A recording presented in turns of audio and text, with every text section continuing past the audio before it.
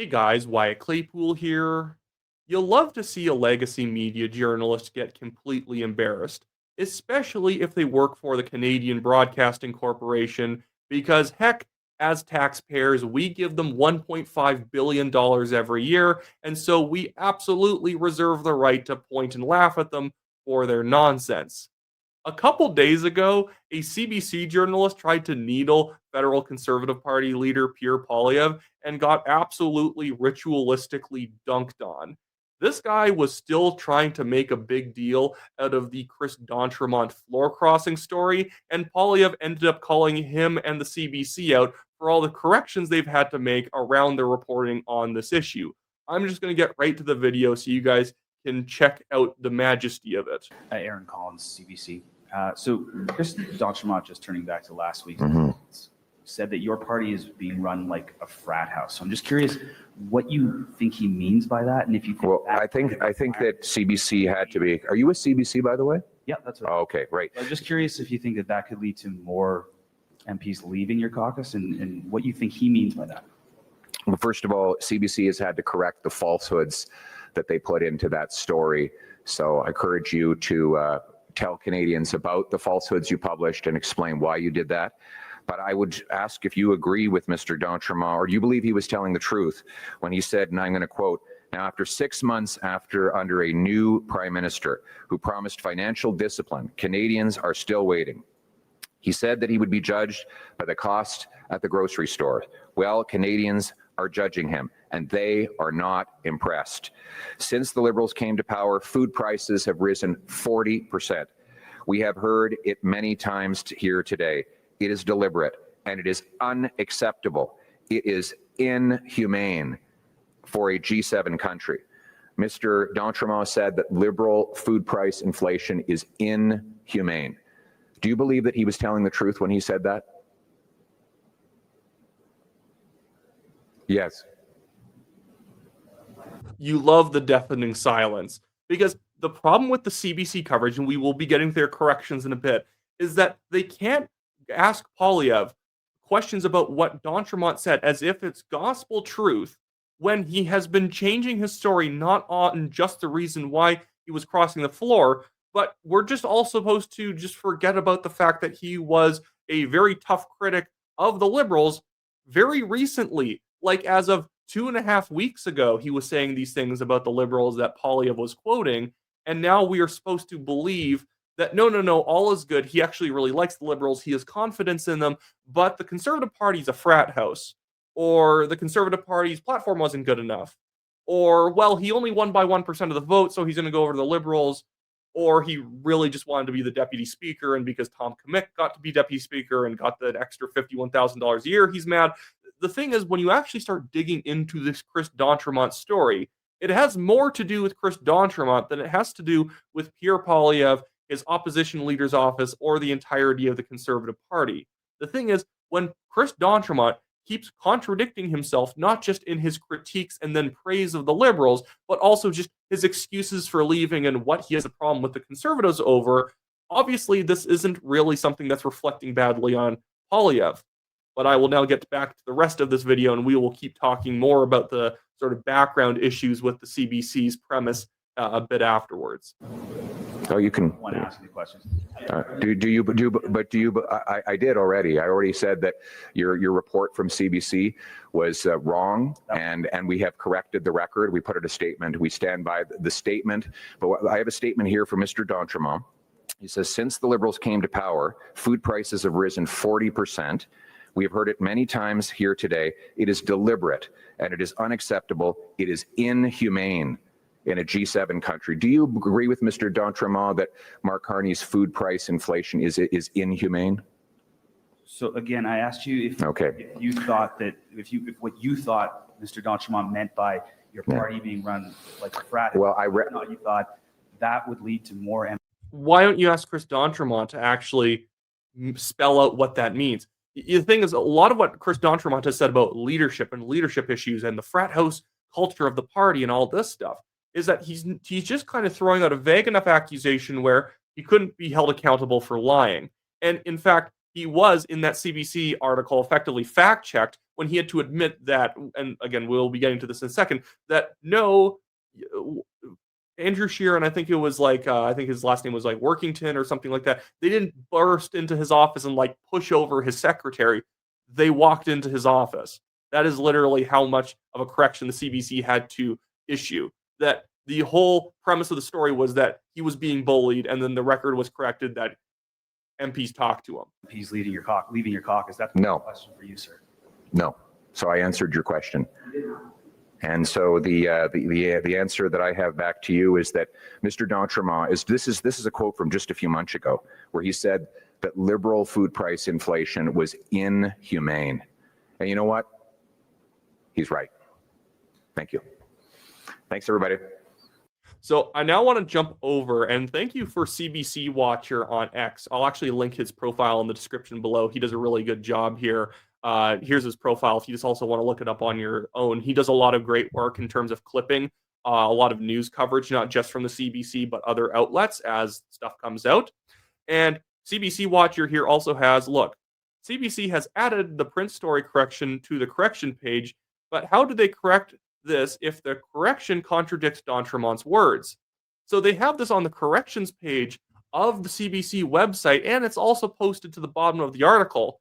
But why isn't the whole article just deleted and then re-uploaded with a new headline and with all of the details changed? Because the correction destroys the story here. And it says down here, November 10th, 2025, CBC Politics corrected this story about Nova Scotia MP Chris d'Entremont crossing the floor to the Liberals. A previous version of the story said Chris d'Entremont told CBC News that the Conservative House Leader Andrew Scheer and Party Whip Chris Workington pushed d'Entremont's assistant aside. D'Entremont has since clarified his statement, alleging that the Conservative pushed open the door to his office, almost knocking over his secretary. The headline and article has been updated. Okay, so that goes from there is your secretary saying, "Oh, Chris has a phone call. He can't come. You can't talk to you," and then they push her aside or push him aside, probably stamp on him too, and shoot him. And then it turns into, even when Chris d'Entremont has to effectively admit that that's not what happened, that they opened a door and it almost knocked over my secretary. Did the door even make contact with them? Because it sounds like maybe they're nearby the door as two people who are the whip of the party, the main whip of the party, or the House Leader, Andrew Scheer, is coming into the room, who I assume he has the right to be able to walk into one of his own colleagues' office. He walks in, and the door opens in the general direction of the secretary. It's almost like Chris d'Entremont is in deep need of a narrative that the Conservatives are mean. If this is what he means by frat house culture, the man's just a liar.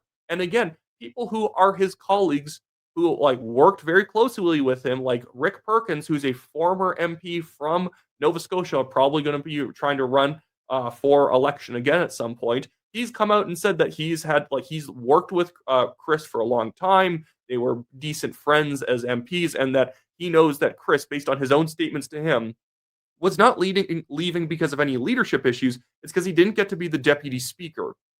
It's because he didn't get the big important job where he gets to sit and preside over the House of Commons and get another $51,000 a year. That is the real reason he left. But what the media is doing here, what they're attempting to do, is make this all about Poilievre right now, because the budget isn't popular. We have abacus data and we have innovative research both coming out with their own surveys showing that half of Canadians really don't like the budget. And in fact, when you actually start asking people deeper questions, the people who don't like it are more decisive in not liking it. They think that there's way too much spending if they're more conservative, and if they're on the left, they think there is way too many cuts to public service jobs and whatnot. When you're releasing your first budget, if it's a 50-50 thing in terms of who likes and who doesn't like it, that's terrible. It's a piece of marketing material, effectively, and it should be extremely inoffensive, extremely unifying. But Carney couldn't pull it off. Now I need to show you something else, because this is also just demonstrates how the media operates these days. And this does have to do with the CBC. So my friend here, Dan Cameron, clipped this from the CBC himself today. where they had people, where Robert Fife was addressing people criticizing, people like myself, criticizing the CBC for not properly covering the Nate Erskine Smith criticisms of the budget. Nate Erskine Smith is a Liberal MP, and he criticized Carney's budget as being both too much spending as well as really irresponsible cuts in areas that he, as a more left-leaning liberal, didn't like there being cuts in. And I said, and other people said, that they are basically not talking about the story. Poilievre and his team basically pointed out the media really doesn't talk about this Erskine Smith story. And the CBC had to come out and defend itself that, no, of course we talked about it. Of course other media has talked about it. The other thing is that, when he blamed the CBC and the CTV for apparently not covering Nate Erskine Smith comments, which were negative comments. We did it Monday night on the show. Yeah, I was just going to say, you did it Monday night, but CTV also reported on it, I believe, on Sunday. So it's not as if the media have not covered this. Yes, no, they cover it, but they don't cover it properly. They don't turn the story into, like they do with Poilievre, this is a leadership crisis. Oh my goodness, Poilievre's being criticized. Is he even going to survive as leader? Mark Carney's being criticized by one of his own MPs on the budget, a confidence vote. And I watched the panel. I've watched the full, I think it's 13 minutes or 19 minutes of them talking on the CBC panel. They basically tut the criticisms of Erskine Smith. One liberal commentator on it has a very generic answer about how, it's good when people can criticize the government's budgets. They never talk about the substance of the criticisms, but you even get some of the other people on the panel basically acting as if, Erskine Smith doesn't really understand how to be an MP. He doesn't really understand how to be a team player. So when they cover what Nate said, it becomes, not a good team player. When they talk about Erskine Smith, it's, this really shows that the deep, sinful nature of the Conservative Party, that they lost D'Entremont.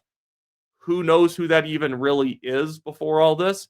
Whatever, it doesn't matter, but they know, the media knows that this really demonstrates that people don't like Pierre Poilievre and that he's at risk in his leadership review, even though Carney has multiple MPs rumored to probably be resigning in the next year. Not only Nate Erskine Smith, but you have Chrystia Freeland, you have some other people who do not like Mark Carney, and they're looking for diplomatic roles overseas to transition to, or they're going to go to Ontario Liberal provincial politics, like Erskine Smith seems to be planning to do.